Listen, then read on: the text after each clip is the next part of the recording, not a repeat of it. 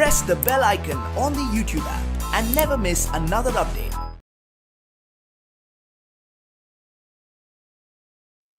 Hi, my dear students. Last class ಅಲ್ಲಿ ಯಾವ concept discuss ಮಾಡಿದ್ವಿ ನೆನಪಿದೆ ಅಲ್ವಾ? Acceleration due to gravity concept, law of gravitation, universal law of gravitation, nothing but newton's laws of gravitation. ಸುಮಾರು conditions, definitions ಕೂಡ ಕಲ್ತಿದ್ರಿ.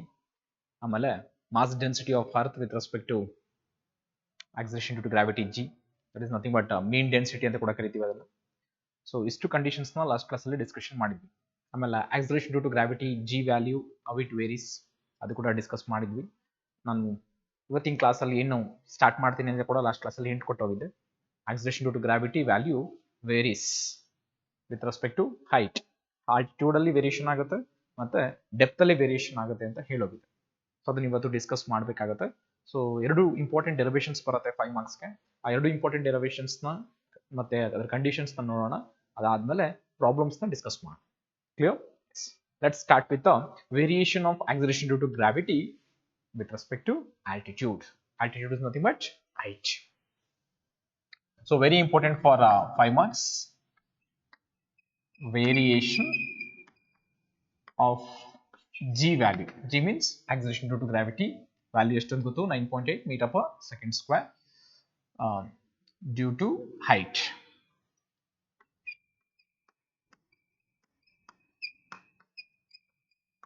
height ಗೆ ಇನ್ನೊಂದು name ಏನಂತ ಹೇಳಿದ್ವಿ, altitude. ಓಕೆ, ಸೊ altitude ಅಂತ ಕೂಡ ಕರಿತೇವೆ, ನಥಿಂಗ್ ಬಟ್ height ಅಂತ ಕೂಡ ಕರಿತೇವೆ. Variation of g. ಸೊ ಈಗ acceleration due to gravity at the surface, the surface of earth ಏನಾಗಿರುತ್ತೆ, constant. But when you go away from the earth surface, some more height away from the earth surface, obviously g value varies. ಆ variation ಆಗೋ g value how it varies with height. Is it decreases or increases? That we have to see that. Okay, so for the derivation of this, our condition for the variation of g due to the altitude, we have to consider our earth. Okay, so for practical purpose we consider earth is a spherical shape, and you know that the mass of the earth is taken as m. So this is the center of earth, and you know that from the center to the surface of earth is taken as radius. R is the radius of the earth, and you know on the earth surface acceleration due to gravity is g, and its value is constant. Agree? Yes.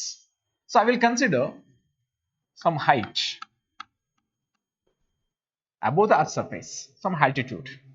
Okay, and this altitude is at a height of h from the earth surface, and we don't know what is the acceleration due to gravity at this point.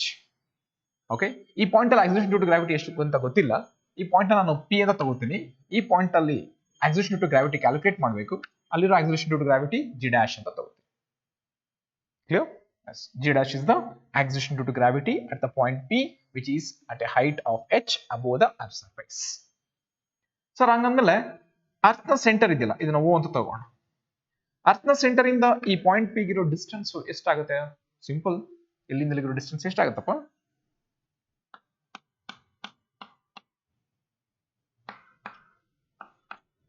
So that is r plus h. So ಇಲ್ಲಿಂದ ಇಲ್ಲಿರೋ distance r plus h ಆಗುತ್ತೆ. ಅಂದ್ರೆ point P position ಅಲ್ಲಿ ನಾನು ಏನ್ ಮಾಡಬೇಕು, ಒಂದು object ನ ಚೂಸ್ ಮಾಡಬೇಕು. So I will consider one object, ಒಂದು ಆಬ್ಜೆಕ್ಟ್ ನ ಚೂಸ್ ಮಾಡ್ತಾ ಇದ್ದೀನಿ. ಸೊ ಇದನ್ನ ನೀವು ಪಾಯಿಂಟ್ P ಅಂತ ತಗೋಬಹುದು ಅಲ್ವಪ್ಪ. ಸೊ ಇಲ್ಲಿಂದ ಇಲ್ಲಿರೋ ಡಿಸ್ಟೆನ್ಸ್, ಇಲ್ಲಿಂದ ಇಲ್ಲಿರೋ ಡಿಸ್ಟೆನ್ಸ್ ಎರಡು ಕೂಡ ಏನಾಗುತ್ತೆ, same r plus h. So point P, this is the object having mass small m. So ಇಲ್ಲಿ ನಾನು ಪಾಯಿಂಟ್ P ಇಲ್ಲಿ ತಗೊಂಡಿದ್ದೆ, ನಾನು ಇಲ್ಲಿಂದ ಮೆಜರ್ ಮಾಡ್ಬೋದು ಅಂತ ಹೇಳಿದ್ರೆ, ಬಟ್ ಈ ಹೈಟ್ ಅಲ್ಲಿ ಮೆಜರ್ ಮಾಡ್ತಾ ಇದ್ದೀನಿ. ಈ ಪಾಯಿಂಟ್ ಅಲ್ಲಿ ಒಂದು ಆಬ್ಜೆಕ್ಟ್ ನ ಪ್ಲೇಸ್ ಮಾಡ್ತೀನಿ. Consider an object or body of mass m which is at a height of h from the earth surface. Clear? And it is kept at a distance of r plus h from the center of the earth. This body will experience gravitational force and it always moving towards the center of the earth due to gravity, and it moving with an acceleration of g dash. G dash is to acceleration ಅಲ್ಲಿ earth ಕಡೆ move ಆಗಕ್ಕೆ try ಮಾಡ್ತಾರೆ. Therefore, the amount of force experienced by the body of mass m is F is equals to mg dash. ಇನ್ನೊಂದು ಗೊತ್ತು ನಿಮಗೆ, gravitation force ಏನ್ ಬರುತ್ತೆ, F is equals to mass of the earth, acceleration due to gravity constant g ಅಲ್ವಪ್ಪ.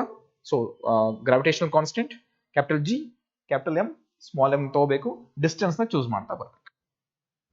ಅಂದ್ರೆ ಏನೇನು consider ಮಾಡ್ಬೇಕಂತ ಗೊತ್ತಾಯ್ತು. First ನೀವು ಅಪ್ಲೈ ಮಾಡಬೇಕು universal of gravitation condition apply ಮಾಡಿ ಈಕ್ವೇಷನ್ ಬರ್ಕೋತೀರಿ. After that you have to apply with the distance of r plus h. Clear? Then you will go for equation of acceleration due to gravity. ಆಗ್ಬೋದಾ? Yes. First ಏನ್ ಮಾಡಬೇಕು, ಇದಕ್ಕೆ explanation ಬರೀಬೇಕು. 5 marks question ಕೇಳಿದ್ರು ಅಂತಂದ್ರೆ first explanation ಬರೀಬೇಕು. ನೀವು ತಗೊಂಡಿರೋ ಡಯಾಗ್ರಾಮು ಎಕ್ಸ್ಪ್ಲನೇಷನ್ ಮಾಡಕ್ ಹೋಗ್ತಿರೋದಕ್ಕೆ ಎಕ್ಸ್ಪ್ಲನೇಷನ್ ಕೊಡ್ಬೇಕಾಗುತ್ತೆ. ಓಕೆ, ಏನ್ ಕನ್ಸಿಡರ್ ಮಾಡಿದ್ರಿ? Consider of earth having mass m of radius r, placed an object of mass m away from the earth surface at an height of h. Okay, we have to calculate acceleration due to gravity at a point p, which is at a distance of r plus h from the center of the earth. ಇಷ್ಟು ನೀಟಾಗಿ explanation ಅಲ್ಲಿ ಇರೋದನ್ನ ಕೊಟ್ಟರು ಸಾಕು. First point, according to law of gravitation, according to law of gravitation, force experienced by the body m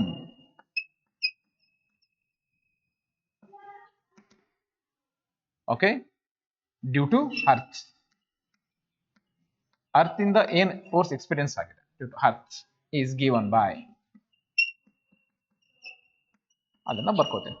That is F equals G into, ಅಲ್ಲೇನಿತ್ತು formula ಗೊತ್ತಿದೆ ನಿಮಗೆ, m1 m2 divided by capital D square ಅಂತ ತಗೋತೀವಿ. Okay, ಯಾವ್ದಾರ ಒಂದು value D, capital D distance ಅಂತ ತಗೋತೀವಿ.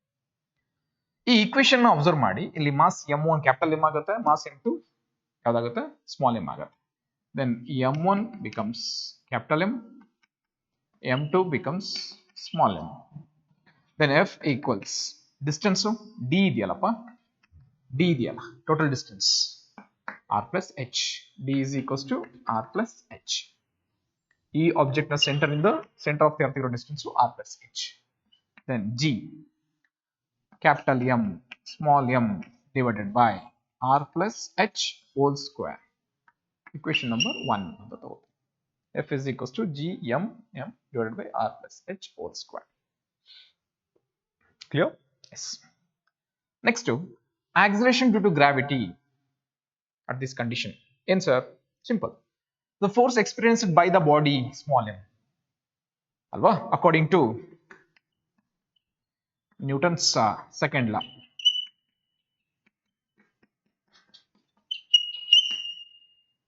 Force on body on mass m ಅಂತ ತಗೊಂಡ್ರು ಆಯ್ತು, on mass m ಅಂತ ತಗೊಂಡ್ರು ಆಯ್ತು. That is F is equals to mg dash. This is equation number 1. Equation 1 ಮತ್ತೆ equation 2 ನ equate ಮಾಡಿ. Equate equation 1 and 2.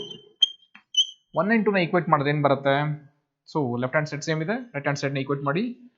mg dash is equals to g m m divided by r plus h whole square. So mm ಏನಾಯ್ತಪ್ಪ, cancel. ಉಳ್ಕೊಂಡಿದ್ದೇನು g dash. So g dash equals ಏನು ಉಳ್ಕೊಂಡಿದ್ಯಾ, capital G m divided by r plus h whole square. This is equation number 3. G dash is equals to G m by r plus h whole square. We know that acceleration due to gravity, alvapa, acceleration due to gravity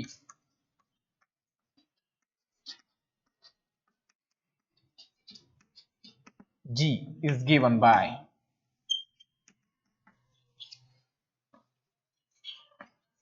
G equals gm by r square. Equation number 4.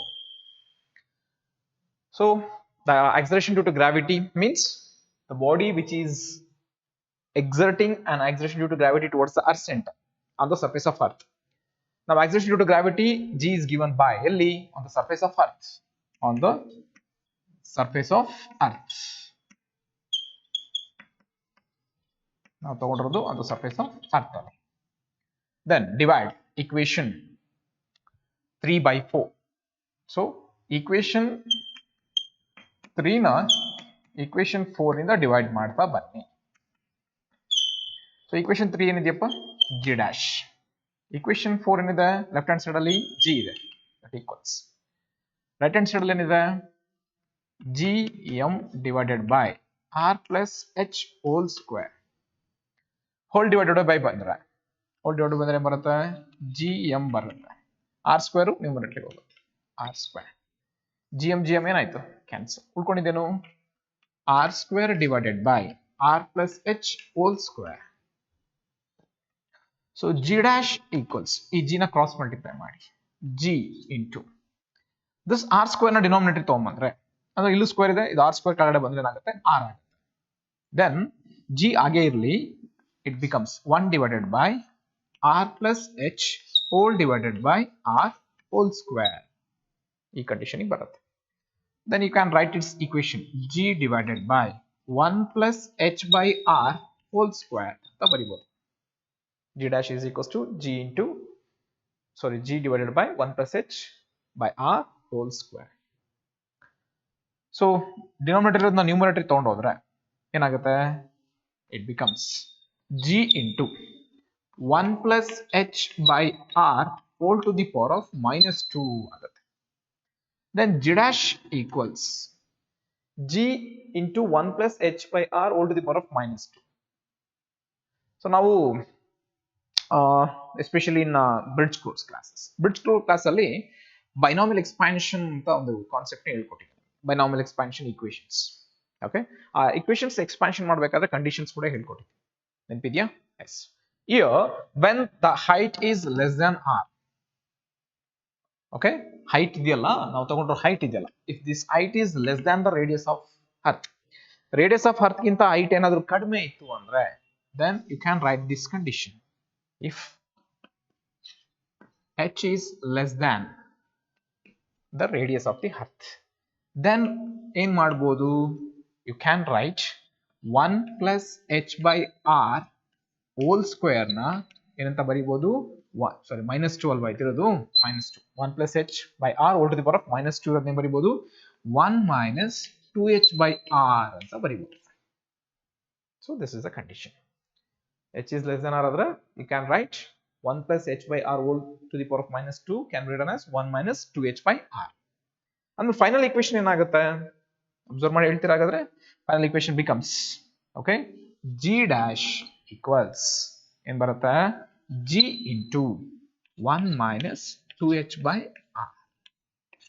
So this is the expression of acceleration due to gravity at an height h from the earth's surface. So what is the expression? G dash is equals to g into 1 minus 2h by r. This is the standard formula. So ಈ formula ಇಟ್ಕೊಂಡು ಇದರ ಮೇಲೆ conditions ಕೂಡ ನಾವು ಹೇಳ್ತಾ ಹೋಗ್ಬೋದು. How the value will varies ಅಂತ ಹೇಳಿ ಡಿಸ್ಕಸ್ ಮಾಡೋಣ. ಓಕೆ ಅರ್ಥ ಆಗಿದೆಯಾ ಡೆರಿವೇಷನ್? ಫಸ್ಟ್ ನಾವು ಚೂಸ್ ಮಾಡಿದ್ದೀನ gravitational force equation according to universal law of gravitation ಅದನ್ನು ಯೂಸ್ ಮಾಡಿಕೊಂಡ್ರೆ force experienced ಅಥವಾ according to law of gravitation force experienced by the body m due to the earth is given by ಅದನ್ನ gravitation force ಅಂತ ತಗೊಂಡಿದ್ದೀನಿ ಅದನ್ನ substitute ಕೂಡ ಮಾಡಿದ್ದೀನಿ distance of r plus h whole square distance ಎಲ್ಲಿಂದ ಇಲ್ಲಿರೋದು r plus h. So newton's second law ನ apply ಮಾಡೋದಾಯ್ತು ಅಂದ್ರೆ ಈ ಪೊಸಿಷನ್ ಅಲ್ಲಿ force experienced by the body F is equals to mg dash.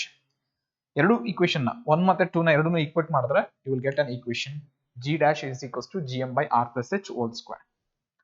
So next to acceleration due to gravity g on the surface of earth ನ ತಗೊಳ್ಳೋದಾದ್ರೆ g is equals to gm by r square.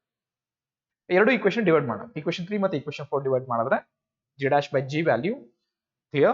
So ಇಲ್ಲಿ gm by r plus h whole square whole divided by gm by r square ಬರುತ್ತೆ. r square ಮೇಲೆ ಹೋಗಿದೆ. Okay, gm cancel ಉಳ್ಕೊಳ್ಳೋದು r square divided by r plus h whole square. ಒಂದು observe ಮಾಡಬೇಕಾಗಿರೋದು numerator ಇರೋ r square ನ denominator ತಗೊಂಡ್ಬಂದ್ವಿ ಅಂದ್ರೆ r plus h whole square whole divided by r square.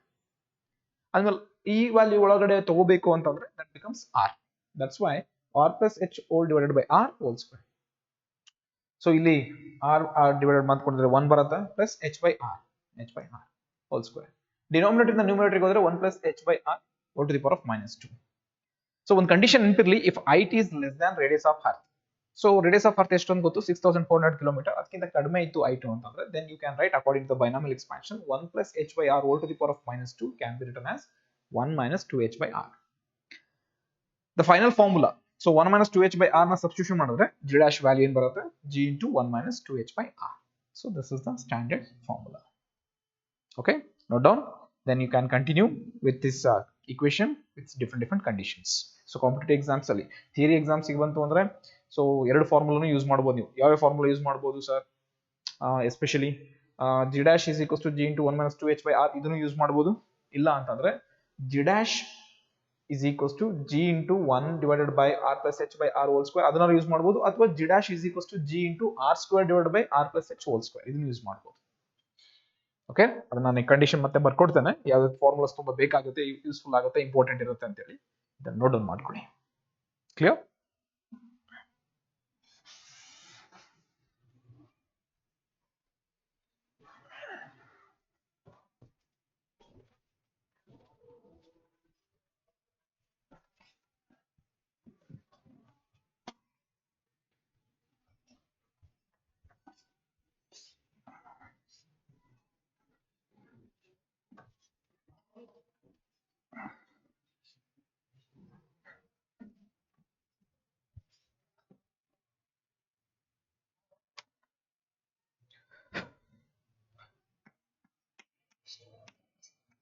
So what is the expression you get?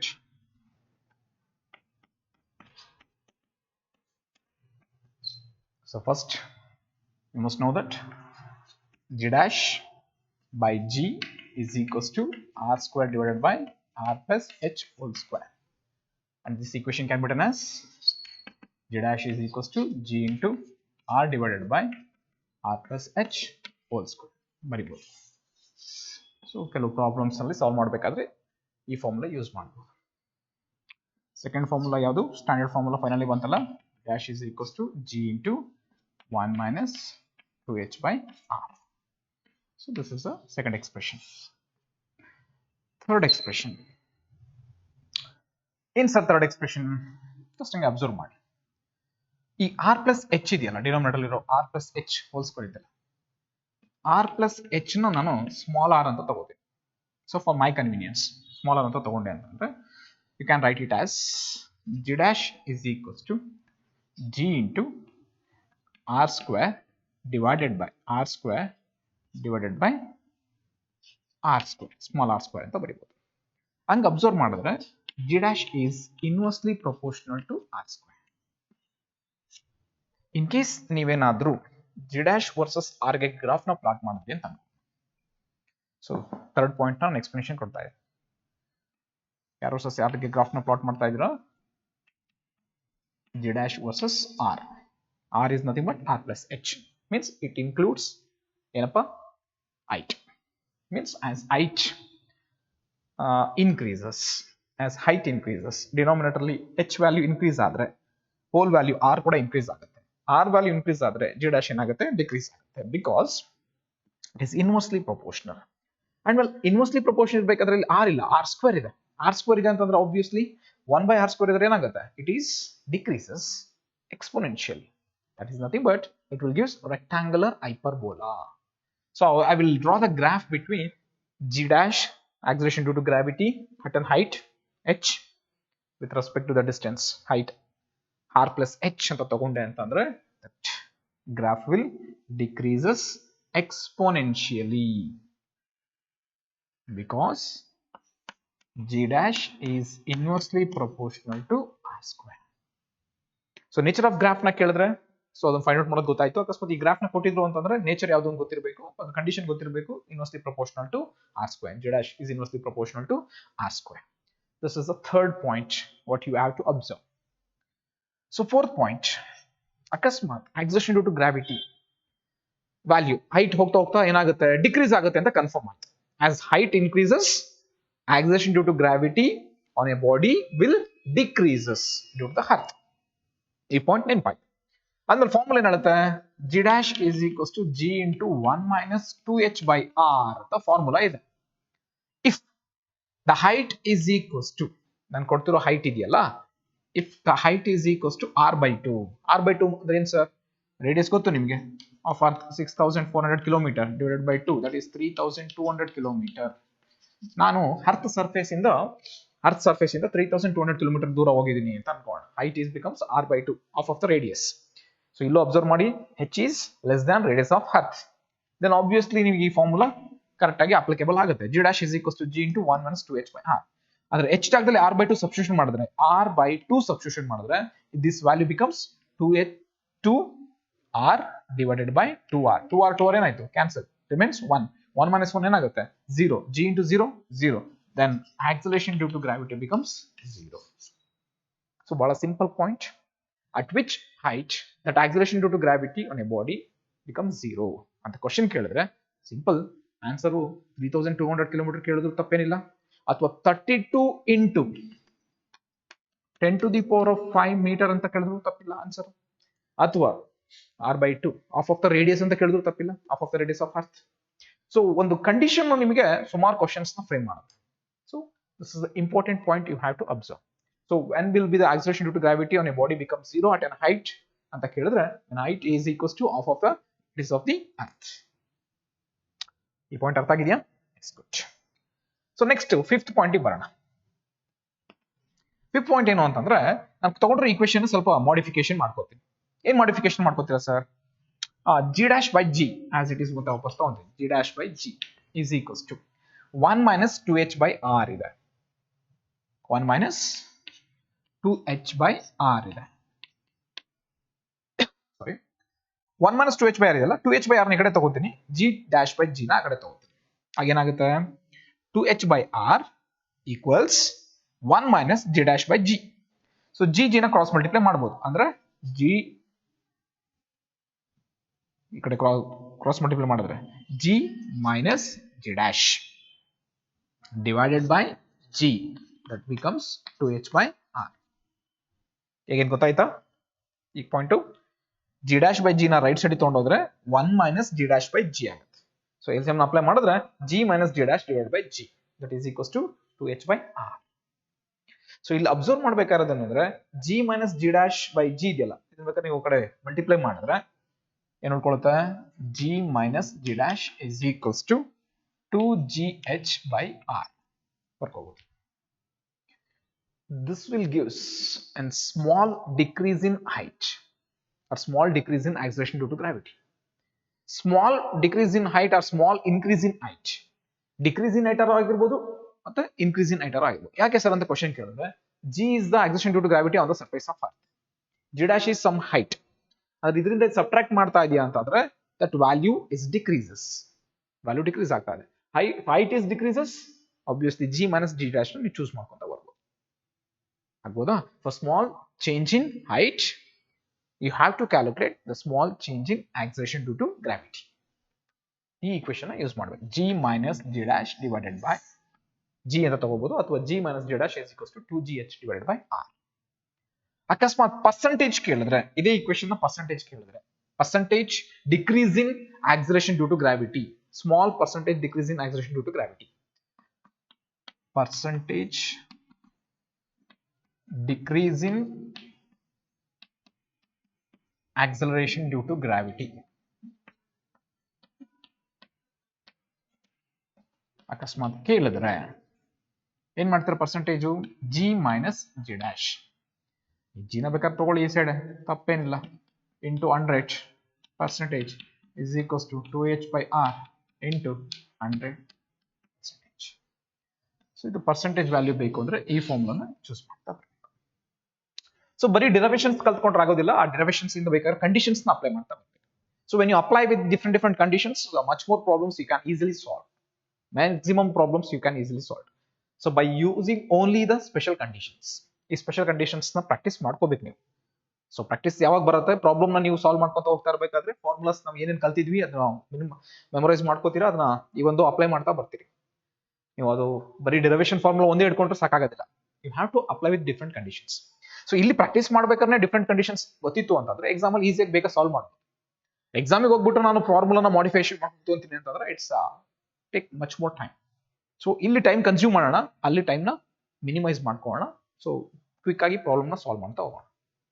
ಅರ್ಥ ಆಗಿದೆಯಾ? So these are the conditions when there is a variation of acceleration due to gravity at an height h. Clear? So ಯಾವ graph ಬರುತ್ತೆ ಅಂತ ಕೂಡ ಗೊತ್ತಾಯ್ತು, rectangular hyperbola.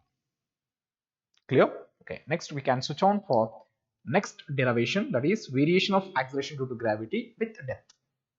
ಹೋಗ್ಬೋದಾ? Note down.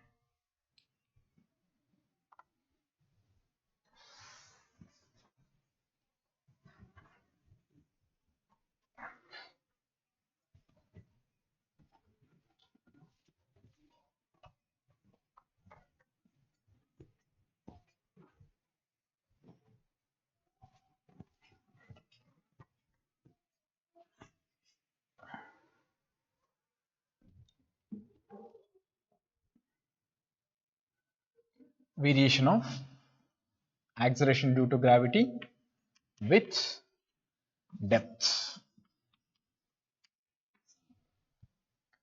So again ಇಲ್ಲಿ ನಾವು ಅರ್ಥನ ಕನ್ಸಿಡರ್ ಮಾಡ್ಕೋಬೇಕು, ಬಟ್ ಇಲ್ಲಿ ಹೈಟ್ ಅಲ್ಲಿ ಇರೋದಿಲ್ಲ. You have to consider with the depth, means you have to go far inside the surface of earth. Okay, ಅಲ್ಲಾದ್ರೆ ಸರ್ಫೇಸ್ ಆಫ್ ಅರ್ತ್ ಇಂದ exert ಆಗ್ತಿರುವಂತ exertion due to gravity exert ಆಗ್ತಾ ಇದೆ, force exert ಮಾಡ್ತಾ ಇದೆ above the height ಅಲ್ಲಿ ಇರುವಂತ body ಮೇಲೆ. ಇಲ್ಲಿ ಏನಾಗುತ್ತೆ ಅಬ್ಸರ್ವ್ ಮಾಡಿ. So consider the earth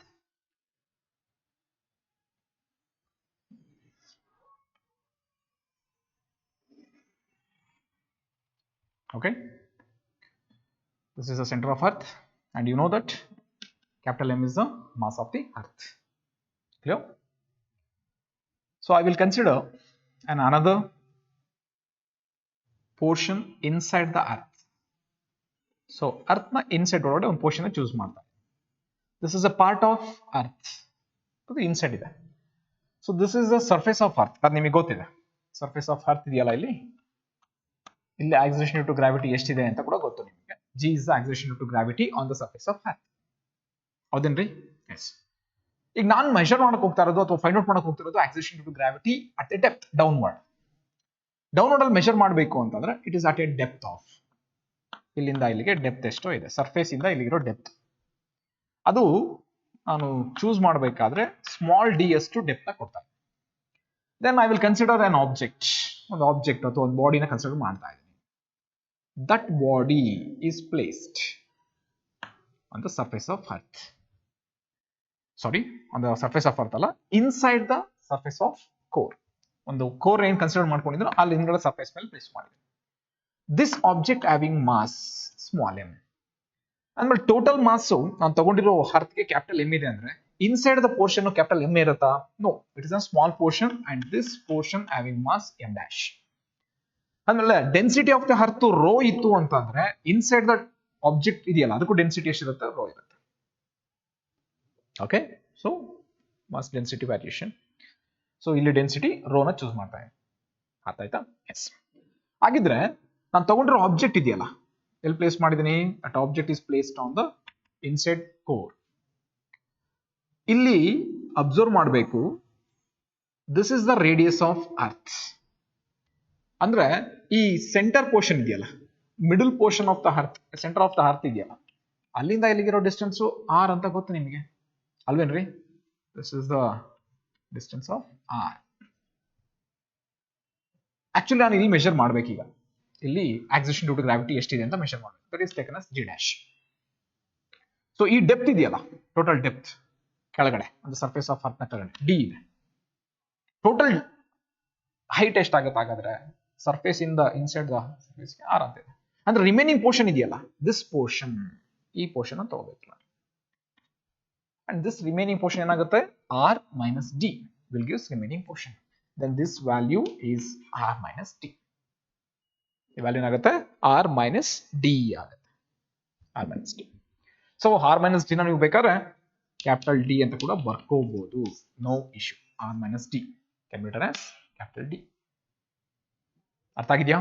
so ಏನ್ ಮಾಡಬೇಕು, ಡಯಾಗ್ರಾಮ್ ನ ಫಸ್ಟ್ ಅನಲೈಸ್ ಮಾಡಬೇಕು. ಡಯಾಗ್ರಾಮ್ ನ ಅರ್ಥ ಮಾಡ್ಕೊಂಡ್ರೆ ನೆಕ್ಸ್ಟ್ ಡೆರಿವೇಶನ್ ಈಸಿಯಾಗಿ ಸಾಲ್ವ್ ಆಗುತ್ತೆ. Consider the earth of mass m of density rho in which an object of mass m is placed inside the earth surface at an depth of small d, in which the small portion of the earth core is having a mass of m dash. You have to measure acceleration due to gravity on the inside earth surface of mass m dash, which having an distance of r minus d from the surface. ಅಂದ್ರೆ inside ತಗೊಂಡಿರುವಂತ core ಇದೆಯಲ್ಲ, ಈ ಕೋರ್ಗೆ radius ಎಷ್ಟಾಗುತ್ತೆ, R minus D ಆಗುತ್ತೆ. Clear?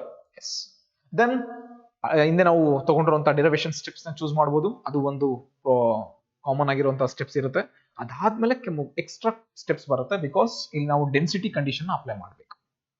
ಅದು ನೆನಪಿರ್ಲಿ, density ಯಾಕಂದ್ರೆ earth surface ಇದೆಯಲ್ಲ, ಆ surface ನ ಅಬೋವ್ ಇರೋದೇ ಬೇರೆ, ಬಿಲೋ ಇರೋದೇ ಬೇರೆ. ಇಲ್ಲಿ ನಾವು ಒಂದು ಆಬ್ಜೆಕ್ಟ್ ನ ಚೂಸ್ ಮಾಡಿದೆ ಅಂತಂದ್ರೆ ಅರ್ತ್ ಇಂದ ಈ ಆಬ್ಜೆಕ್ಟ್ ಮೇಲ್ಗಡೆ ಗ್ರಾವಿಟೇಷನ್ ಫೋರ್ಸ್ ಎಕ್ಸರ್ಟ್ ಆಗುತ್ತೆ. ಬಟ್ ಅದೇ ನಾನು ಕೆಳಗಡೆ ತಗೊಂಡಿದ್ದೀನಲ್ಲ, ಅರ್ತ್ ಸರ್ಫೇಸ್ ಇದೆಯಲ್ಲ, ಔಟರ್ ಶೆಲ್ ಇದೆಯಲ್ಲ, outer shell of the earth will never exerts any gravitation force inside the earth surface. ಆಮೇಲೆ this object of mass m never experience the gravitation force from the outer shell of the earth. Outer shell of the earth ಇಂದ gravitation force experience ಮಾಡೋದಿಲ್ಲ. ಯಾವ್ದ್ರಿಂದ experience ಮಾಡುತ್ತೆ? Inside core ಏನಿದೆಯೋ ಆ inside core ಇಂದ ಮಾತ್ರ experience ಮಾಡುತ್ತೆ. Clear? Yes. Then we can start with the derivation. So derivation start ಮಾಡಬೇಕಾದ್ರೆ first step ಕಾಮನ್ ಆಗಿ ಗೊತ್ತಿದೆ, according to law of gravitation or Newton's law of gravitation. ಆ ಕಂಡೀಷನ್ ತಗೊಂಡ್ರೆ ಏನ್ ಬರುತ್ತೆ formula?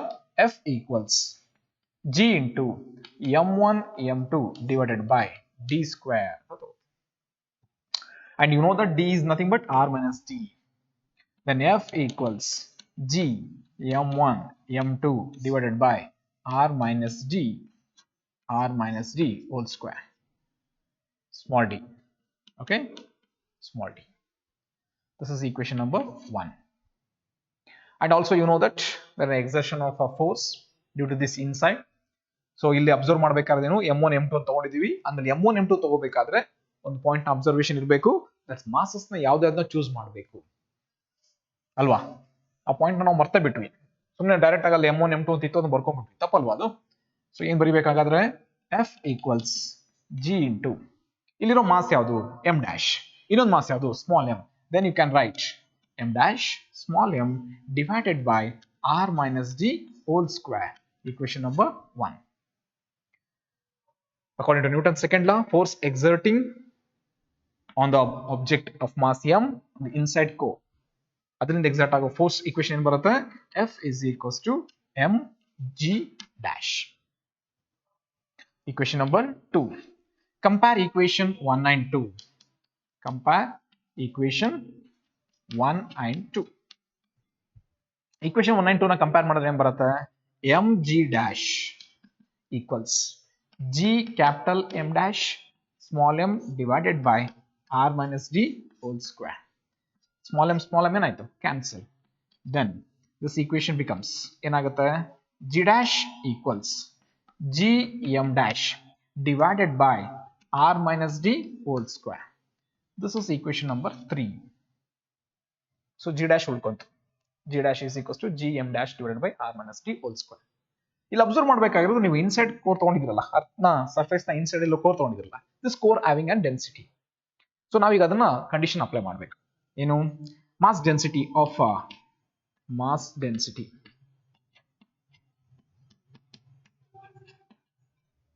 of inside core of mass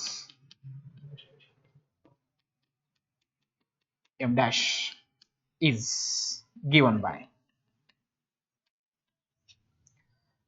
density is equals to ಏನ್ ಬರುತ್ತಪ್ಪ, mass by volume ಅಲ್ವಾ. ನನಗೀಗ m dash ಬೇಕು ಅಂದ್ಮೇಲೆ m dash is equals to ಏನ್ ಬರುತ್ತೆ, density into volume. Density into volume. ಇಲ್ಲಿ ಅಬ್ಸರ್ವ್ ಮಾಡಬೇಕಾಗಿರೋದೇನು, m dash is equals to density ಅಂದ್ರೆ ಏನಿದೆ, ರೋ ಇದೆ, ಅದೇನು ಪ್ರಾಬ್ಲಮ್ ಆಗಲ್ಲ. ವಾಲ್ಯೂಮ್ ಅಂತಂದ್ರೆ you have to consider as a practical purpose as a spherical. Spherical ಅಂತ ತಗೊಂಡ್ರೆ ಇದಕ್ಕೆ ರೇಡಿಯಸ್ ಏನಿದೆಯಪ್ಪ r minus t. So volume of the sphere is 4/3 pi r cube. 4/3 pi r cube. ಆದ್ಮೇಲೆ ಇಲ್ಲಿ ಆರ್ ಕ್ಯೂಬ್ ಬರೆಯೋಂಗಿಲ್ಲ, ಯಾಕಂದ್ರೆ ಇದಕ್ಕೆ radius ಎಷ್ಟಿದೆ r minus d. Then it becomes r minus d whole cube ಆಗುತ್ತೆ. So m dash is equals to rho into 4/3 pi into r minus d whole cube. This is equation number 4. Equation 4 ಇದೆ, ಆ equation 4 ನ equation 3 ಗೆ ಏನ್ ಮಾಡಿ substitute ಮಾಡಿ. Substitute equation 4 in equation 3. equation 4 ನ equation 3 ಗೆ ಸಬ್ಸ್ಟಿಟ್ಯೂಟ್ ಮಾಡಿದ್ರೆ ಏನ್ ಬರುತ್ತೆ, g dash equals g divided by r minus d whole square into 4/3. First ಬರ್ಕೊಳ್ಳಿ 4/3.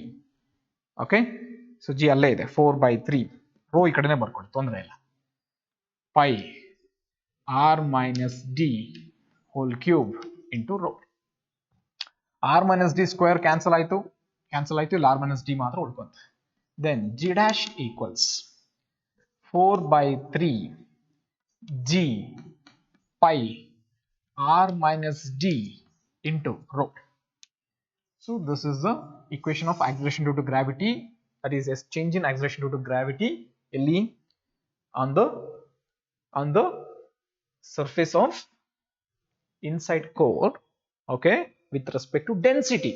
Not complete the experiment, not complete experiment ಮುಗ್ದಿಲ್ಲ ಇಲ್ಲಿ, ಅಥವಾ complete derivation ಮುಗ್ದಿಲ್ಲ, with respect to density ಮಾತ್ರ ತಗೊಂಡಿದ್ದೀವಿ. Okay, so this is taken as equation number 5. ಹಾಗೆ ಇರಲಿ ಅದು. So ಹಂಗಿಂದ ನಾವೇನ್ ಮಾಡ್ಬೇಕೀಗ, we have to consider the whole earth ನ ಚೂಸ್ ಮಾಡ್ಬೇಕು.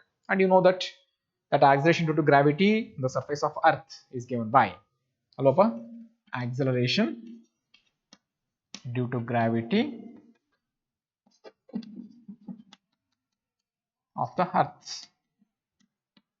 with respect to density. ಅದನ್ನ ನಾನು g ಅಂತ ತಗೊಂಡ್ರೆ ಇಡೀ ಅರ್ಥ್ಗೆ r minus d ರೇಡಿಯಸ್ ಆಗುತ್ತಾ, r ಆಗುತ್ತಾ, ಹೋಲ್ ಅರ್ಥ್ನ ರೇಡಿಯಸ್ ಎಷ್ಟು r. ದೆನ್ g ಡ್ಯಾಶ್ ಇದೆಯಲ್ವಾ, ಇಲ್ಲಿ g ಆಗುತ್ತೆ ಅಲ್ವಪ್ಪ. ಸರ್ಫೇಸ್ ಆಫ್ ಅರ್ತ್ ಅಲ್ಲಿ ಎಷ್ಟು acceleration due to gravity, g. Same 4/3.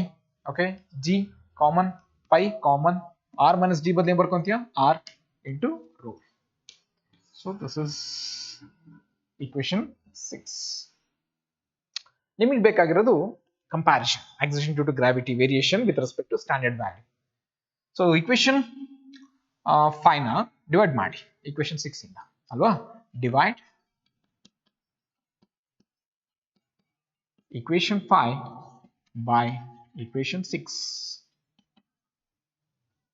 So divide ಮಾಡಿದ್ರೆ ಏನ್ ಬರುತ್ತೆ expression, g dash by g equals 4/3 g pi r minus d into rho whole divided by 4/3 g pi r into rho. 4/3 g pi rho cancel.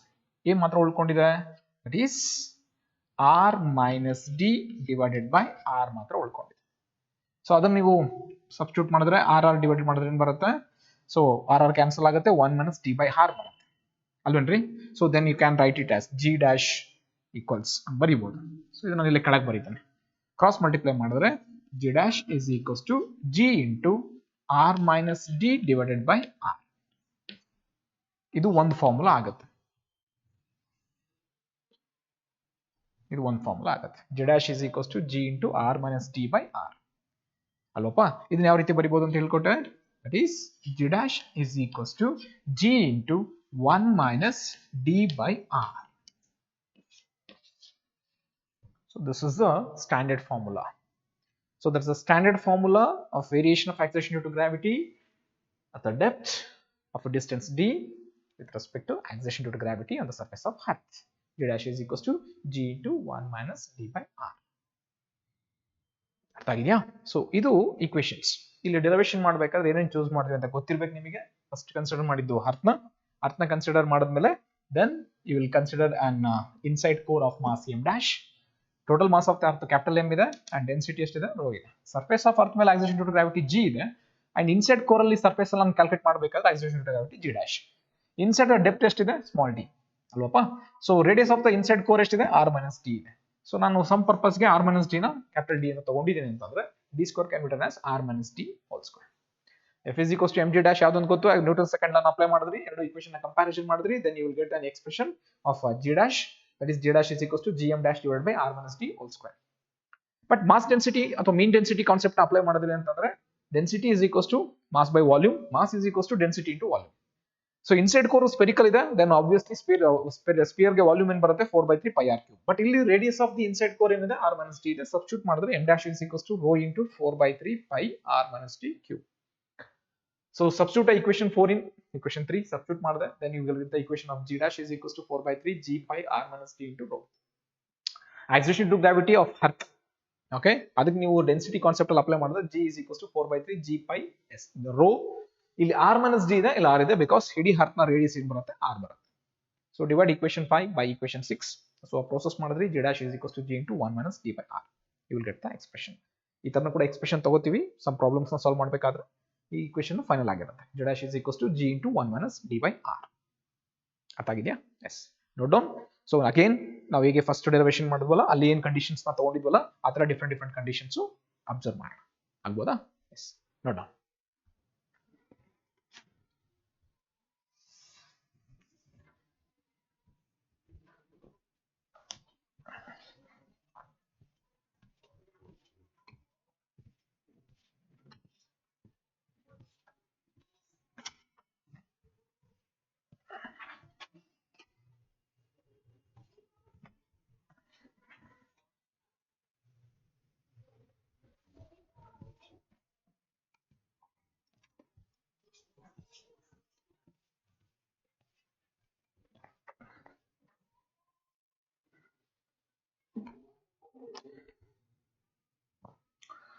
So note.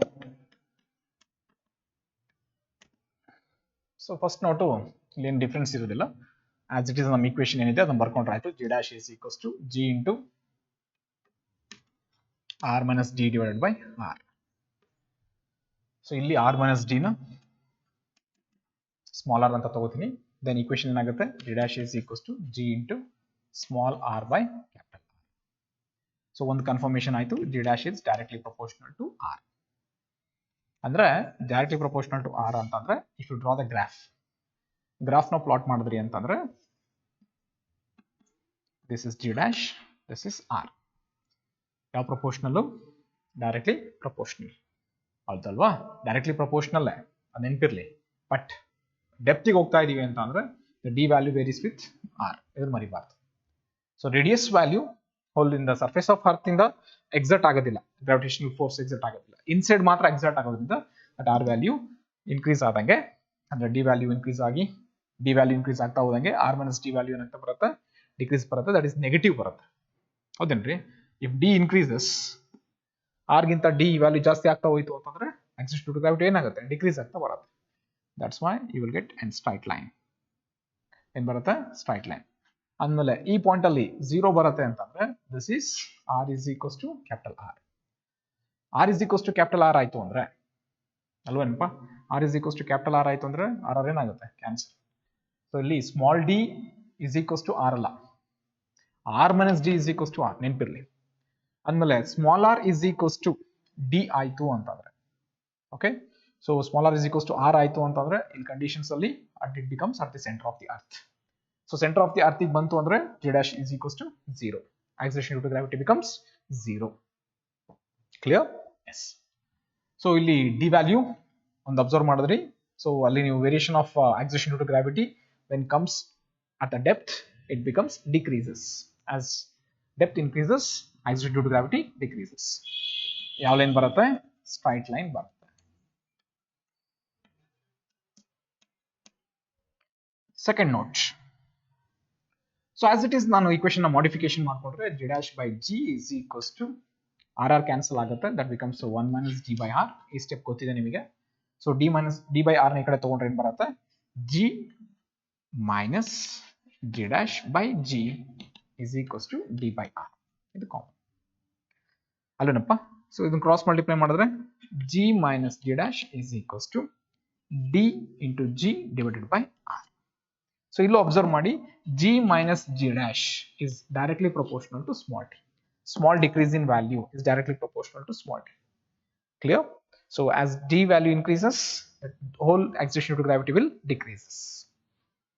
ಇದು confirm ಆಯ್ತಾ? ಈ point ಇಂದ ಈ point confirm ಆಯ್ತಾ? S.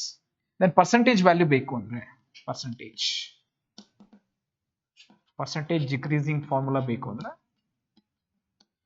So ಇದೇ formula ನೀವೇನ್ ಮಾಡ್ತೀರಾ 100 ನ ಮಲ್ಟಿಪ್ಲೈ ಮಾಡ್ತೀರಾ g minus g dash by g into 100 that equals d by r into 100. So percentage decrease of acceleration due to gravity.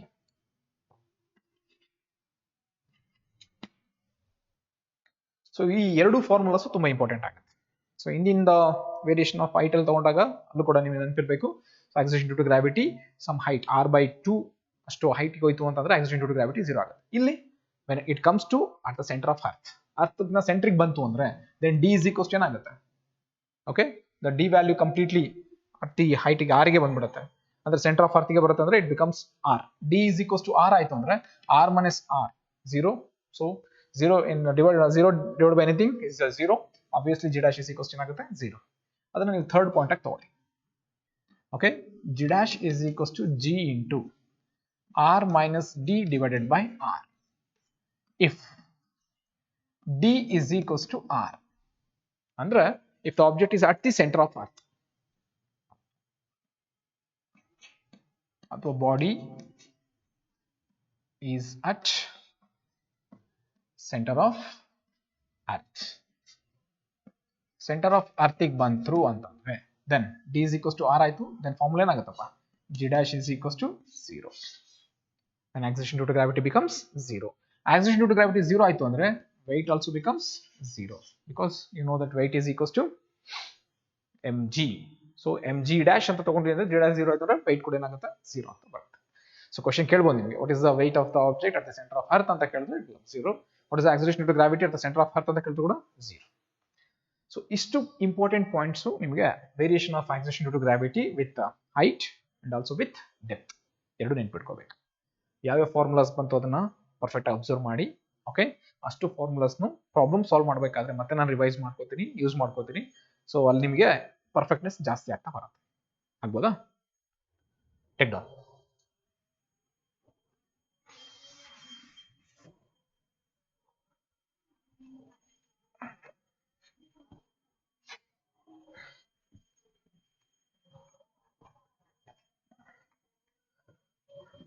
So ಇವತ್ತಿನ ಕ್ಲಾಸಲ್ಲಿ ಸ್ವಲ್ಪ ಪ್ರಾಬ್ಲಮ್ಸ್ನ ಸಾಲ್ವ್ ಮಾಡೋಣ ಅಂಡ್ ನೆಕ್ಸ್ಟ್ ಕ್ಲಾಸಲ್ಲಿ ಇನ್ನ ಮಿಕ್ಕಿದ ಪ್ರಾಬ್ಲಮ್ಸ್ನ ಕಂಟಿನ್ಯೂ ಮಾಡ್ತಾ ಹೋಗೋಣ.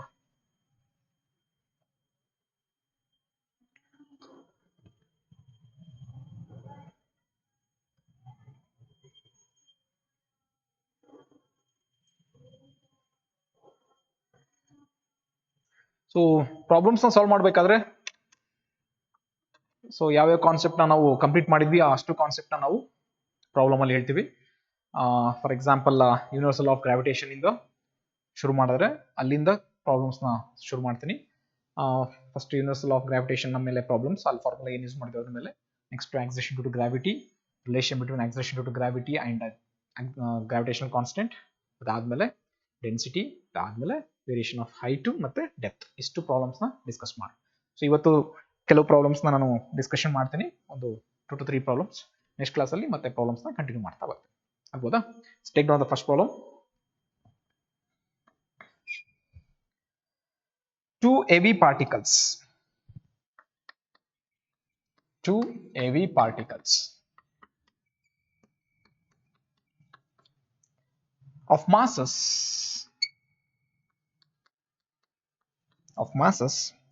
40 kg and 60 kg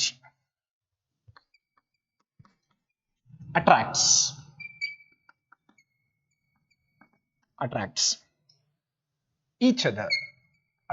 each other with a force of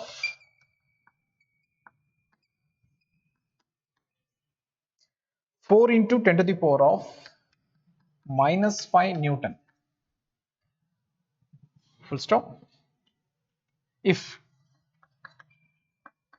G is 6 into 10 to the power of minus 11 Newton meter square per kg square. Calculate distance between them. Calculate distance between them. So ಬಹಳ simple, formula simple ಇದೆ and problem ಕೂಡ simple ಇದೆ. So ಹೇಗೆ ಮಾಡೋಣ ಅಂತಂದ್ರೆ, so ಕೆಲವು steps ನಾನು ನಿಮಗೆ ಸಾಲ್ವ್ ಮಾಡ್ತಾ ಬರ್ತೇನೆ. ಫೈನಲ್ ಆನ್ಸರ್ ಕೊಟ್ಟಿರ್ತೀನಿ, ನೀವು ಕ್ಯಾಲ್ಕುಲೇಷನ್ ನೀವು ಮಾಡ್ಕೋಬೇಕಾಗುತ್ತೆ. ಏನೇನು ಕೊಟ್ಟಿದ್ದಾರೆ, ಸೊ ಈ ತರ ಪ್ರಾಬ್ಲಮ್ಸ್ ನ ಸಾಲ್ವ್ ಮಾಡಬೇಕಾದ್ರೆ ಫೈನಲ್ ಎಕ್ಸಾಮ್ ಥಿಯರಿ ಎಕ್ಸಾಮ್ ಅಲ್ಲಿ ಸಾಲ್ವ್ ಮಾಡಬೇಕಾದ್ರೆ ಗಿವನ್ ಫಸ್ಟ್ ಬರ್ಕೋಬೇಕು. ಗಿವನ್ ಅಲ್ಲಿ ಏನ್ ಕೊಟ್ಟಿದಾರಪ್ಪ, ಫಸ್ಟ್ ಫೋರ್ಸ್ ಕೊಟ್ಟಿದ್ದಾರೆ, ಫಸ್ಟ್ ಫೋರ್ಸ್ ಅಲ್ಲ ಮಾಸ್ ಕೊಟ್ಟಿದ್ದಾರೆ. ಫಸ್ಟ್ ಮಾಸ್ m1 ಎಷ್ಟು ಕೊಟ್ಟಿದ್ದಾರೆ, 40 kg ಕೊಟ್ಟಿದ್ದಾರೆ. m2 ಎಷ್ಟು ಕೊಟ್ಟಿದ್ದಾರೆ, 60 kg ಕೊಟ್ಟಿದ್ದಾರೆ. And force experienced exerting on the body ಎಷ್ಟಿದೆ, 4 into 10 to the power of minus 5 Newton ಇದೆ. ಕ್ಯಾಪಿಟಲ್ ಜಿ ವ್ಯಾಲ್ಯೂ ಕೊಟ್ಟಿದ್ದಾರೆ, ನಾವು actually ಬರ್ಕೊಂಡಿದ್ವಿ 6.67 into 10 to the power of minus 11. ಇಲ್ಲಿ ಅವರು 6 ಅಂತಾನೆ ಕೊಟ್ಟಿದ್ದಾರೆ, ಅವ್ರು ಏನು ಕೊಟ್ಟಿರ್ತಾರೋ ಅದನ್ನೇ ಯೂಸ್ ಮಾಡ್ಕೊಳ್ಳಿ. ಏನು ಕೊಟ್ಟಿಲ್ಲ ಅಂತಂದ್ರೆ ಸ್ಟ್ಯಾಂಡರ್ಡ್ ವ್ಯಾಲ್ಯೂನ ಯೂಸ್ ಮಾಡ್ಕೊಂತ ಬನ್ನಿ. Newton metre square per kg square. ಏನ್ ಕ್ಯಾಲ್ಕುಲೇಟ್ ಮಾಡಕ್ ಹೇಳಿದ್ದಾರೆ, ಡಿಸ್ಟೆನ್ಸ್ ನ ಕ್ಯಾಲ್ಕುಲೇಟ್ ಮಾಡಕ್ ಹೇಳಿದ್ದಾರೆ. You know the formula according to law of gravitation. F is equals to g into m1 m2 divided by d square. Actually ನಿಮಗೆ d calculate ಮಾಡಬೇಕು.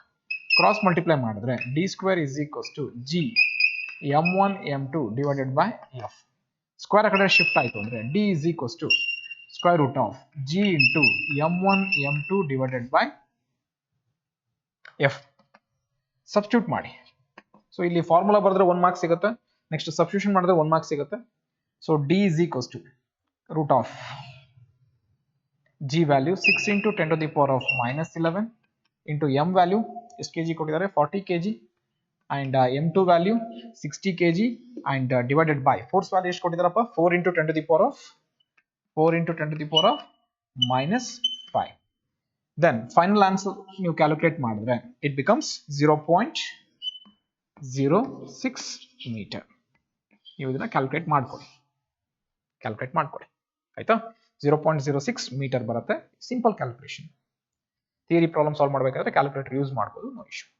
It can be return as ಏನಂತ ಬರೀಬಹುದು, shift ಮಾಡಿದ್ರೆ 1 2 right side shift ಮಾಡಿದ್ರೆ 6 into 10 to the power of minus 2 meter.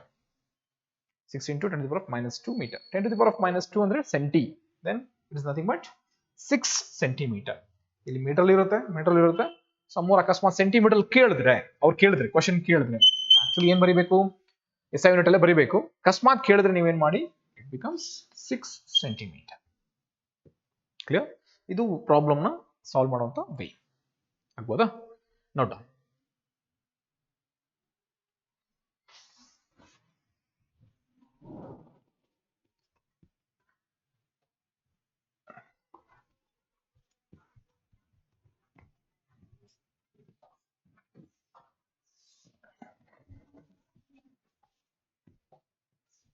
So go for next problem, second problem. If the distance between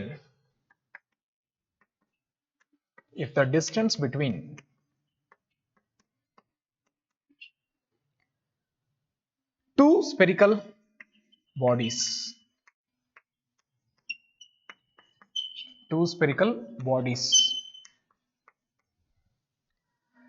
is increased to 4 times,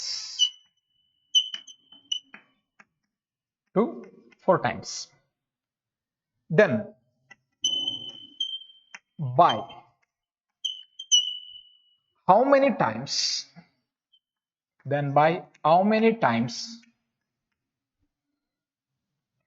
the mass of the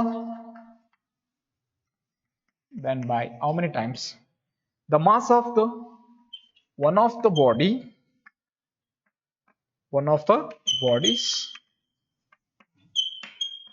to be changed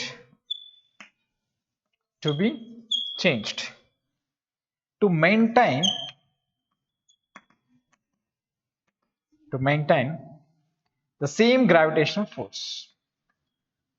the same gravitational force. same gravitational force. So question bala simple ಇದೆ. ಏನಿದೆಯಪ್ಪ, if the distance between the two spherical bodies is increased to 4 times, distance ನ 4 times ತಗೊಂತಾ ಇದೆ. ಇಲ್ಲಿ given ಬಹಳ ಕಡಿಮೆ datas ಇದೆ, but ಒಂದು point ಅಂತ ಹೇಳಿದೆ. ಫಸ್ಟ್ ಒಂದು ಬಾಡಿ, 2 ಬಾಡೀಸ್ ಇದೆ. ಓಕೆ, m1 m2 ಅಂತ ಡಿಸ್ಟೆನ್ಸ್ ಇದೆ. ಇವರಿಬ್ರು ಮಧ್ಯೆ ಡಿಸ್ಟೆನ್ಸ್ ಸ್ಮಾಲ್ ಆರ್ ಇದೆ ಅಂತ. ನೆಕ್ಸ್ಟ್ ಏನ್ ಮಾಡ್ತಾ ಇದಾರೆ ಅಂದ್ರೆ, ಈ ಬಾಡಿಯಲ್ಲಿ ಯಾವುದೋ ಒಂದು ಬಾಡಿನ ಮಾಸ್ ಹಾಗೆ ಉಳಿಸ್ಕೊಂತಾ ಇದೀನಿ. ಯಾವುದೋ ಒಂದು ಬಾಡಿ ಯಾವ್ದಾರು ಆಯ್ತು, ಫಸ್ಟ್ ಆರ್ ಆಯ್ತು, ಸೆಕೆಂಡ್ ಆರ್ ಆಯ್ತು. ಫಾರ್ ಎಕ್ಸಾಂಪಲ್ ಫಸ್ಟ್ನೇ ಹಾಗೆ ಉಳಿಸ್ಕೊಂತಾ ಇದೀನಿ ಅಂದ್ರೆ ಇದು m1 ಇದೆ. ಫಾರ್ ಎಕ್ಸಾಂಪಲ್ ಅದನ್ನ ಕ್ಯಾಪಿಟಲ್ M1 ಅಂತ ಬರ್ಕೋತೀನಿ. ನೆಕ್ಸ್ಟ್ ಇರೋ ಬಾಡಿನ ಮಾಸ್ ನ ಏನ್ ಮಾಡ್ತಾ ಇದೀನಿ, ಇನ್ಕ್ರೀಸ್ ಮಾಡ್ತಾ ಇದ್ದೀನಿ. ಅದೆಷ್ಟು ಇನ್ಕ್ರೀಸ್ ಮಾಡಬೇಕು ಅಂತ ಗೊತ್ತಿಲ್ಲ ನನಗೆ, ಅವರೇ ಕೇಳ್ತಾ ಇದಾರೆ ಎಷ್ಟು ಇನ್ಕ್ರೀಸ್ ಮಾಡಬೇಕು ಅಂತ ಕೇಳ್ತಾರೆ. m2 ಅದನ್ನ ಇನ್ಕ್ರೀಸ್ ಮಾಡಿದ್ಮೇಲೆ ಇವರಿಬ್ರು ಮಧ್ಯೆ ಇರೋ ಡಿಸ್ಟೆನ್ಸ್ ಇದೆಯಲ್ಲ, ಓಕೆ, ಅದನ್ನ ಎಷ್ಟು ಟೈಮ್ಸ್ ಜಾಸ್ತಿ ಮಾಡ್ತೀರಾ, 4 ಟೈಮ್ಸ್. ಫಾರ್ ಎಕ್ಸಾಂಪಲ್ ಇದು ಡಿಸ್ಟೆನ್ಸ್ ನ r ಅಂತ ತಗೋತಾ ಇದೆ. This distance becomes how many times, 4 times of the first distance, r times. ಅರ್ಥ ಆಯ್ತಾ? ಸೊ ಇದ್ರ ಮಾಸ್ ನ ಜಾಸ್ತಿ ಮಾಡ್ತಾ ಇದಾರೆ, ಡಿಸ್ಟೆನ್ಸ್ ನ ಜಾಸ್ತಿ ಮಾಡಿದ್ದಾರೆ, ಬಟ್ ಅವ್ರಿಬ್ರು ಮಧ್ಯೆ ಇರೋ ಫೋರ್ಸ್ ಈಕ್ವಲ್ ಆಗಿರ್ಬೇಕು. ಸೊ ಅಬ್ಸರ್ವ್ ಮಾಡಿ, ಫಸ್ಟ್ ಅವ್ರು ಕೊಟ್ಟಿರೋದ್ರಲ್ಲಿ r is equals to 4r ಅಂತ ಒಂದು ಗೊತ್ತು ಕೊಟ್ಟಿದ್ದಾರೆ, ಇನ್ನೊಂದು m1 is equals to capital M1 ಅಂತಾನೆ ಕೊಟ್ಟಿದ್ದಾರೆ. ಏನ ಕ್ಯಾಲ್ಕುಲೇಟ್ ಮಾಡಕ್ ಹೇಳ್ತಾ ಇದಾರೆ, m2 ಅಂತ ಕ್ಯಾಲ್ಕುಲೇಟ್ ಮಾಡಿ. ಸರ್ ನಾನು m2 ನ ಹಾಗೆ ಉಳಿಸ್ಕೊಂತೀನಿ, m1 ನ ಕ್ಯಾಲ್ಕುಲೇಟ್ ಮಾಡ್ತೀನಿ, ನಿನ್ನ ಇಷ್ಟ. ಒಟ್ಟು ಒಂದಾದ್ರೂ ಬಾಡಿನ ಮಾಸ್ ನ ಇನ್ಕ್ರೀಸ್ ಮಾಡಿರ್ಬೇಕು, ಡಿಸ್ಟೆನ್ಸ್ ನ ವೇರಿಯೇಷನ್ ಆಗಿರ್ಬೇಕು, 4 ಟೈಮ್ಸ್ ಜಾಸ್ತಿ ಆಗಿರ್ಬೇಕು. ಸೊ m2 ನ ಕ್ಯಾಲ್ಕುಲೇಟ್ ಮಾಡು ಅಂತ ಹೇಳ್ತಾರೆ. ಸೊ ಈ ಡಯಾಗ್ರಾಮ್ ನ ನಾವು ಅಬ್ಸರ್ವ್ ಮಾಡಿ ಈಕ್ವೇಶನ್ ಬರೆದ್ರೆ ಅದನ್ನ ನಾನು f1 ಅಂತ ಕರೀತೀನಿ. f1 is equals to g into m1 m2 divided by r square. ತಪ್ಪಿಲ್ಲ. ಈ ಡಯಾಗ್ರಾಮ್ ಅಲ್ಲಿ ಅಪ್ಲೈ ಮಾಡಿದ್ರೆ, ಈ ಮಾಸಸ್ ಗೆ ಅಪ್ಲೈ ಮಾಡಿದ್ರೆ f2 is equals to, okay, g into m1 m2 divided by capital R square. So ಒಂದೊಂದು confirm ಹೇಳ್ತಾ ಇದಾರೆ, f1 should be equals to f2 ಆಗ್ಬೇಕು ಅಂತ ಅವ್ರ ಕಂಡೀಷನ್ ಹೇಳ್ತಾರೆ. ಅವ್ರು ಹೇಳಿದ್ದಾರೆ f1 is equals to f2 ಅಂತ ಅವ್ರು ಹೇಳಿದ್ದಾರೆ. ಎರಡು ಫೋರ್ಸಸ್ ಈಕ್ವಲ್ ಆಗಬೇಕು ಅಂತ ಹೇಳಿದ್ದಾರೆ. ಸೊ ಇಲ್ಲಿ ನೀವು ಕಂಪ್ಯಾರಿಸನ್ ಮಾಡಿ ಈಕ್ವೇಶನ್ ಎರಡನ್ನು ಈಕ್ವೇಟ್ ಮಾಡಿದ್ರೆ ಬರುತ್ತೆ, g m1 m2 divided by r square equals capital G m1 m2 divided by capital R square. So ಈಗ ನೀವು ಸಬ್ಸ್ಟಿಟ್ಯೂಷನ್ ಮಾಡ್ಬೇಕು. ಕ್ಯಾಪಿಟಲ್ m1 ಬದಲು ಸ್ಮಾಲ್ m1 ಬರ್ಕೋಬಹುದು. ಆಮೇಲೆ ಏನ್ ಬರುತ್ತೆ formula, g m1 m2 divided by r square, that should be equals g m1 m2 divided by capital R ಬದಲು ಏನ್ ಬರೀತೀರಾ, 4r whole square. 4r whole square is nothing but ಇಲ್ಲಿ ನಿಮಗೆ 16r square ಆಗುತ್ತೆ. ಆಮೇಲೆ g m1 m2 divided by 16r square. g m1 cancel, r square cancel.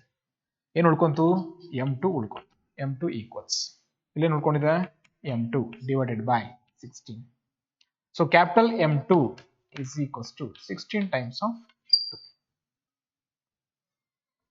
M2 is equals to 16 times of M2. So second body ಎಷ್ಟಿತ್ತು, ಅದನ್ನ 16 times ಜಾಸ್ತಿ ಆಗ್ತದೆ. ಅಂದ್ರೆ ಇಲ್ಲಿರೋ ಸೆಕೆಂಡ್ ಬಾಡಿ ಅದ್ರ ಮಾಸು ಎಷ್ಟು ಟೈಮ್ಸ್ ಜಾಸ್ತಿ ಆಗಬೇಕು, 16 ಟೈಮ್ಸ್ ಜಾಸ್ತಿ ಆಗಬೇಕು. ಸೊ 16 ಟೈಮ್ಸ್ ಜಾಸ್ತಿ ಆಯ್ತು ಅಂದ್ರೆ ದೆನ್ ಅದ್ರ ಫೋರ್ಸ್ ಏನಾಗಿರುತ್ತೆ, ಸೇಮ್ ಇರುತ್ತೆ. So M2 is equals to 16 times of M2. 16 times first ಇದ್ದಿದ್ದಕ್ಕಿಂತ 16 ಟೈಮ್ಸ್ ಜಾಸ್ತಿ ಆದ್ರೆ both the bodies experience same gravitational force. Clear? Yes. Note down.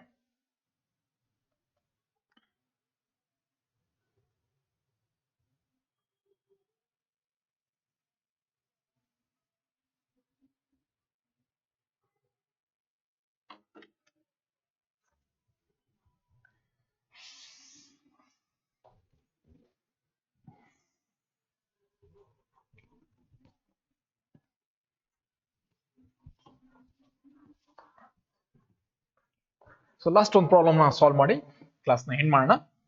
Then we can discuss the remaining problems in the next class.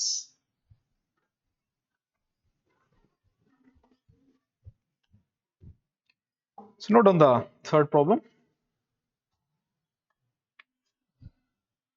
Two particles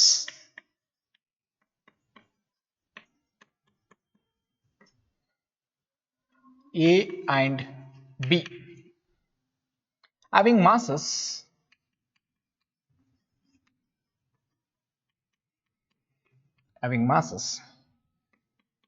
capital M and 4m.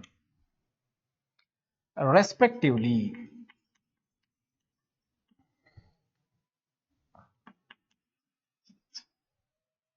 Are kept at a distance.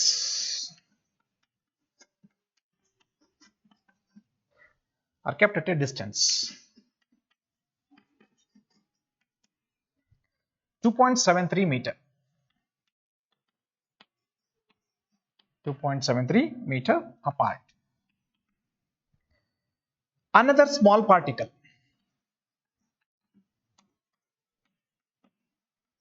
Another small particle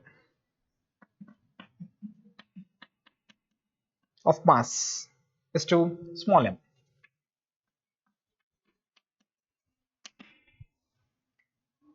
Is to be placed. Is to be placed. So that the net gravitational force. The net gravitational force. The net gravitational force on it is 0. What will be the distance from body A? What will be its distance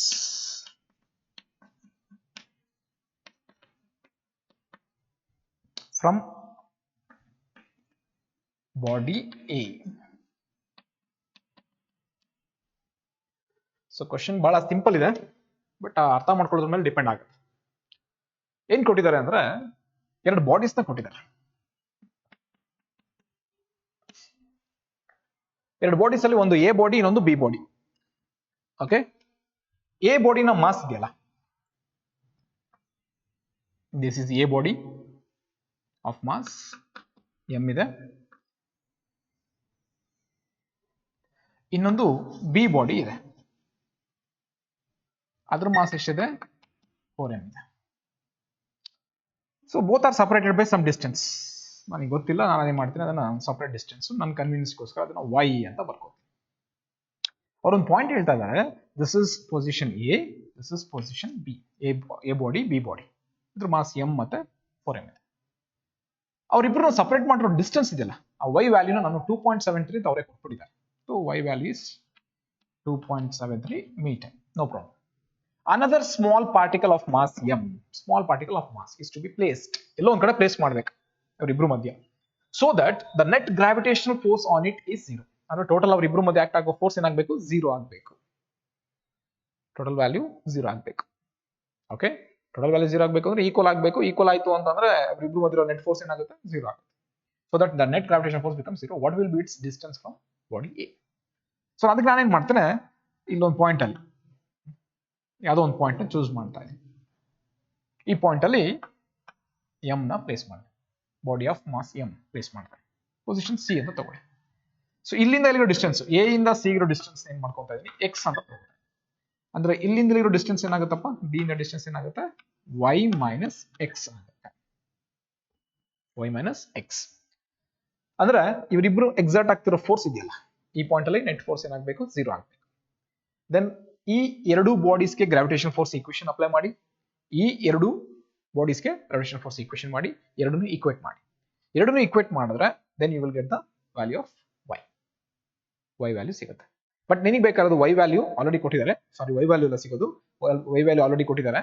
ನಿನಗೆ ಬೇಕಾದ value ಅದು x, because question ಏನು ಕೇಳಿದ್ದಾರೆ, what will be its distance from body A ಬಾಡಿಯಿಂದ ಇಲ್ಲಿರೋ distance, ಅಂದ್ರೆ indirect ಆಗಿ ಅವರು x ನ ಕ್ಯಾಲ್ಕುಲೇಟ್ ಮಾಡಕ್ ಹೇಳ್ತಾರೆ.